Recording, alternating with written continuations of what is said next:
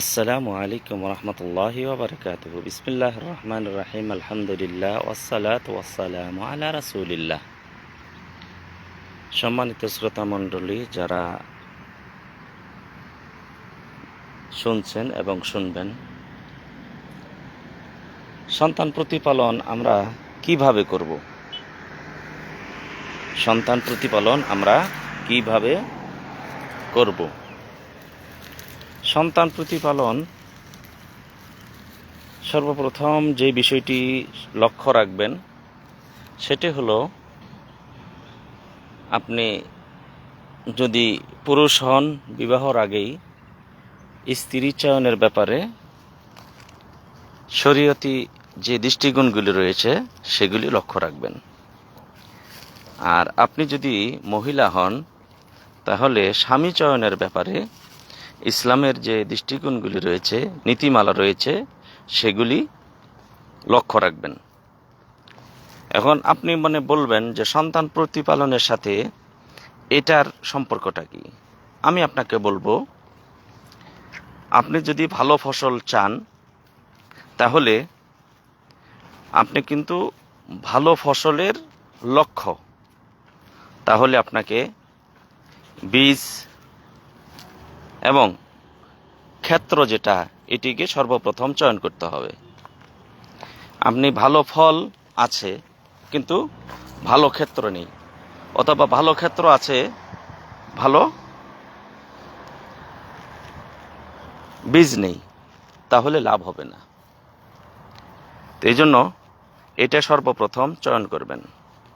এই চয়নের ক্ষেত্রে আল্লাহ নবী সাল্লাল্লাহু আলাইহি ওয়াসাল্লাম বলছেন যে যাদেরকে, যেখানে বা যার সাথে বা যে লোকটিকে দিনের ক্ষেত্রে তোমাদের পছন্দ হবে, সেখানেই বিবাহের আঞ্জাম বা আবদ্ধ করে দাও, আবদ্ধ হও। যদি না করো, তাহলে বড় একটি ফিতনার সম্মুখীন তোমরা হবে, অনেক বড় ফিতনার সম্মুখীন হবে। তো আপনি যদি স্ত্রী চয়নের ব্যাপারে বা স্বামী চয়নের ব্যাপারে ভালো জিনিস, ভালো সম্পদ বা ভালো লোকটিকে আপনি চয়ন করতে পারেন, তাহলে সেখান থেকে ভালো ফলই পাওয়া যাবে। তো সন্তান প্রতিপালন আপনি যে করবেন, এর জন্য সর্বপ্রথম মাটাও ভালো হতে হবে, পিতাকেও ভালো হতে হবে। দুইজনে যদি ভালো হয়, তাহলে সন্তান প্রতিপালন অতি সহজেই সন্তান সৎ হবে, ভালো হবে, আল্লাহওয়ালা হবে, আল্লাহর দিনের পথে থাকবে। এই প্রতিপালন করতে আপনার বেশি কষ্ট হবে না। দ্বিতীয় যে বিষয়টি, সেটি হলো, আমরা কি সন্তান, আল্লাহর কাছে কি সেই সন্তান চাই যে সন্তান ইব্রাহিম আলাইহিস সালাতু ওয়াস সালাম চেয়েছিলেন? তিনি বৃদ্ধা অবস্থায় পৌঁছে যাচ্ছেন, সন্তান হচ্ছে না।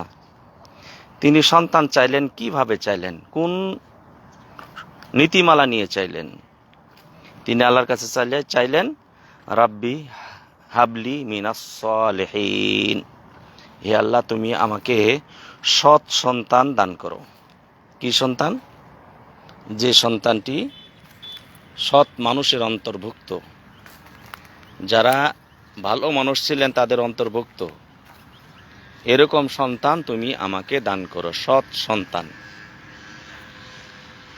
তিনি কিন্তু শুধু সন্তান চাননি, তিনি চেয়েছেন সৎ সন্তান চেয়েছেন। তো আমাদেরকেও সন্তান দুনিয়াতে আসার আগেই আল্লাহর কাছে সৎ সন্তান চাইতে হবে।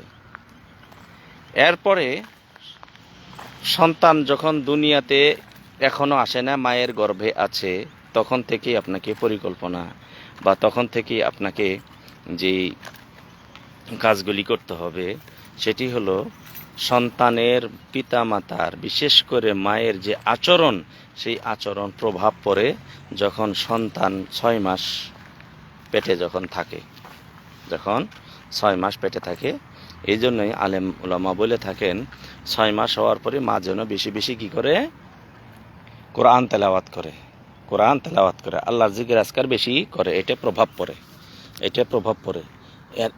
এটাই গোড়াপত্তন যদি করেন তখন থেকেই, তাহলে সন্তান প্রতিপালনে আপনার অনেক সহজ হবে এবং আল্লাহর পথে তারা থাকবে এবং আল্লাহর পথে তাদেরকে রাখা অতি সহজ হবে। সন্তান যখন হয়ে গেল তখন যে সন্তানের যে দায়িত্বটি সেটি আপনি পালন করুন, সেটি আপনি কি করুন, পালন করুন। আমাদের সমাজে মানুষকে দেখানোর জন্য এই খাওয়া, এই অনুষ্ঠান, সেই অনুষ্ঠান, কিন্তু আসল যে আছে সেটা থেকে তারা দূরে থাকে। 1 নম্বর হলো সন্তানের নামটা চয়ন করুন, সুন্দর একটি নাম চয়ন করুন। 2 নম্বর হলো সন্তানের জন্য আকিকা করুন। 3 নম্বর হলো সন্তানের যে মাথার চুল কেটে সেটে পরিমাণ আপনার চাঁদি রূপ্য দান করুন। এই বিষয়গুলি আপনাকে লক্ষ্য রাখবেন। এরপরে যখন সন্তান যখন বড় হতে থাকবে, বুঝতে শিখবে, তখন তার সামনে কথা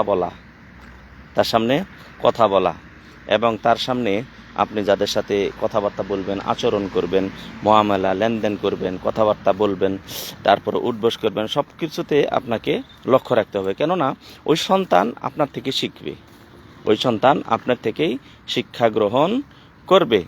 অনেকগুলি বিষয় আছে, ভালো বিষয়, বৈধ বিষয়, কিন্তু তার সামনে করা যাবে না। বৈধ কিছু কাজ আছে তার সামনে করা যাবে না। এবং যেগুলি অবৈধ যেগুলি কাজ আছে, গালিগালাজ, রাগারাগি, এখান থেকে আপনাকে কি করতে হবে, দূরে থাকতে হবে। এইভাবে আপনারা এগিয়ে যাবেন। তো সন্তান ছোট থাকতেই আপনাকে কিছু শিক্ষা দিতে হবে। যেমন খাদ্যের সময় যখন কিছু খাওয়া শুরু করবে, ডান হাতে খেতে হয়, ডান হাতে খেতে হয়, বিসমিল্লাহ বলে খেতে হয়, বিসমিল্লাহ বলে খেতে হয়। কাউকে কিছু দিতে গেলে বিসমিল্লাহ বলে মানে ডান হাত দিয়ে দিতে হয়, কাউকে কিছু দিতে গেলে ডান হাত দিয়ে দিতে হয়। এই যে মৌলিক বিষয়গুলি, এগুলি আপনি ছোটকাল থেকে তাকে শিক্ষা দিতে পারেন। বড়দেরকে শ্রদ্ধা করতে হয়, ছোটদেরকে স্নেহ করতে হয়, মানুষ আসলে তাকে সালাম দিতে হয়, মানুষের সাথে সুন্দর আচরণ করতে হয়। এখান থেকে আপনি শিক্ষা দিবেন, এখান থেকে আপনি কি দিবেন, শিক্ষা দিবেন।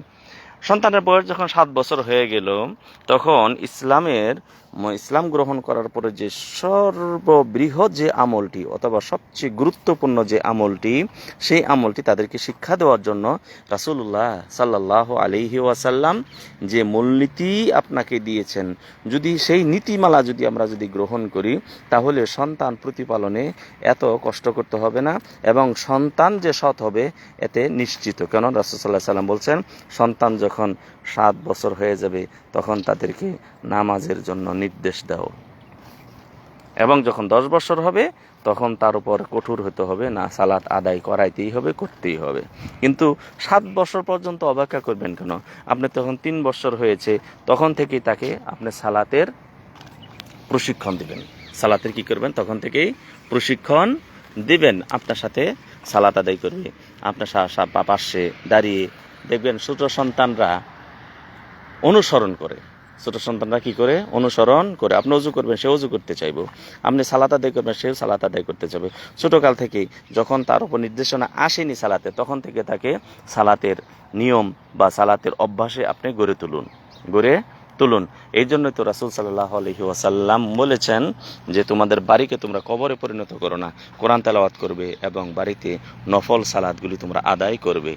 আমরা যদি নফল সালাতগুলি বা সুন্নত সালাতগুলি যা আমরা ফরজের আগে এবং পরে আদায় করে থাকি, মসজিদের থেকে বাড়িতে কিন্তু সওয়াব বেশি। কেন? কারণটা হলো, বাড়িতে সালাত আদায় করলে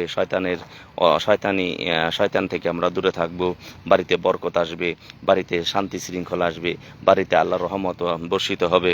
এবং তার একটা বড় বিষয় হলো, আমাদের বাড়িতে যারা সন্তানরা, ছোট ছোট বাচ্চারা আছে, তারাও শিখবে যে সালাত তারা শিখবে এবং সেখান থেকে তারা প্রশিক্ষণ নেবে, সেখান থেকে অভ্যাসে পরিণত হবে, তারা অভ্যাস গড়ে তুলবে এই সালাতের মাধ্যমে।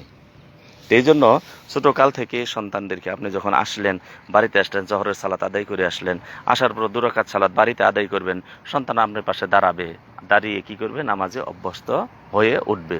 এভাবে আমাদেরকে সন্তানকে প্রশিক্ষণ দিতে হবে। এখন আরও একটা বিষয় হলো, সেটা হলো কোরআন শিক্ষার প্রশিক্ষণ বা কোরআন শিক্ষা দেওয়ার যে বিষয়টি, এটা আমরা বক্তব্য দিয়ে দায়িত্ব পালন শেষ করে দিই, অথবা বাড়িতে একজন হুজুর রেখে দায়িত্ব পালন শেষ করে নিই।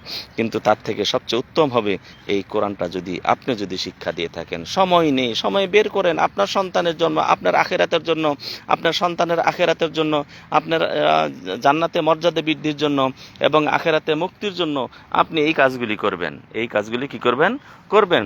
তো আপনারা বা আমরা সবাই যেন এই কোরআন যে শিক্ষার বিষয়টা, এটা যেন প্রাথমিকভাবে আমরা যেন হাতে নিতে পারি। সন্তানকে শিক্ষা দিব, সন্তানকে কি করব, শিক্ষা দিব, যে আমি শিক্ষা দেব। কেননা রাসূল সাল্লাল্লাহু আলাইহি সাল্লাম বলছেন, খায়রুকুম মান তাআল্লামাল কুরআনা ও আল্লামাহু। রাসূল সাল্লাল্লাহু আলাইহি সাল্লাম বলছেন, তোমাদের ভিতরে উত্তম ওই ব্যক্তি যে নিজে কোরআন শিক্ষা গ্রহণ করে এবং অপরকেও কি করে, শিক্ষা দেয়। তাহলে আপনি শিক্ষা গ্রহণ করেছেন কোরআনুল কারীম, তাহলে আপনার সন্তানকে শিক্ষা দিয়ে অন্যদেরকে শিক্ষা দিলে আরো উত্তম। নাই দিতে পারলেন, আপনার সময় নেই, আপনার ওরকম আপনার কি বলে সময় পাচ্ছেন না, অথবা আপনার যেমন সুযোগ পাচ্ছেন না, কিন্তু আপনার সন্তানদেরকে এই কোরআন শিক্ষা দিয়ে আপনি সেই সুযোগটি, সেই মর্যাদাটি আপনি কি করার চেষ্টা করেন, নেওয়ার চেষ্টা করেন। রাসূলুল্লাহ সাল্লাল্লাহু আলাইহি ওয়াসাল্লাম বলছেন, তোমাদের ভিতরে সবচেয়ে উত্তম ওই ব্যক্তি যে কোরআন নিজে শিক্ষা গ্রহণ করে এবং অপরকে শিক্ষা দেয়। তাহলে আপনি কোরআন শিক্ষা গ্রহণ করেছেন, আপনার সন্তানকে আলেফ বা তাসা এইভাবে অক্ষরগুলি শিখিয়ে কোরআন কয়েকদিনের ভিতরে কোরআন তাকে পাঠদান শিক্ষা দিয়ে আপনি সেই মর্যাদাটা আপনি কি করুন, গ্রহণ করুন। সেই মর্যাদাটা কি করুন, আপনি গ্রহণ করুন। এভাবে যদি আপনাদের সন্তানদেরকে আমরা প্রশিক্ষণ দিই, এক নম্বর হলো বিবাহের পূর্বে আমরা সেই পরিকল্পনা নিয়েছি, যখন সন্তান মায়ের পেটে আসলো তখনও আমরা সেই শিক্ষার ব্যাপারে আমরা এগিয়ে যাচ্ছি। শিক্ষা পেট থেকে আমরা দেওয়া শুরু করেছি, এবং সন্তান যখন আস্তে আস্তে বড় হচ্ছে, তার সামনে আমরা ভালো আচরণ করছি, ভালো কথা বলছি। এরপরে যখন বড় হয়ে গেল, তখন তার সামনে তাকে নিয়ে আমি কোরআন শিক্ষা দিলাম এবং সালাত শিক্ষা দিলাম, সালাতের অভ্যাস গড়ে তুললাম। 7 বছর বয়স যখন হয়ে গেল, সালাতের নির্দেশ দিলাম। 10 বছর হয়ে গেল, তার উপর আমি সালাত কায়েম করার জন্য যে বিষয়গুলি বিবেচনা রাখা দরকার, সব বিষয়গুলি বিবেচনা রেখে সে 10 বছর থেকে সালাত সুন্দরভাবে আদায় করা, ফরজ আদায় করা শুরু করে দেয়, দেখবেন এই সন্তান আপনার জন্য দুনিয়ার জন্য আখিরাতের জন্য একটা বড় একটা সম্পদ হয়ে দাঁড়াবে, এবং এর দ্বারা আপনি আপনার মান সম্মান দুনিয়াতে যেমন বৃদ্ধি হবে, আখিরাতেও বৃদ্ধি হবে।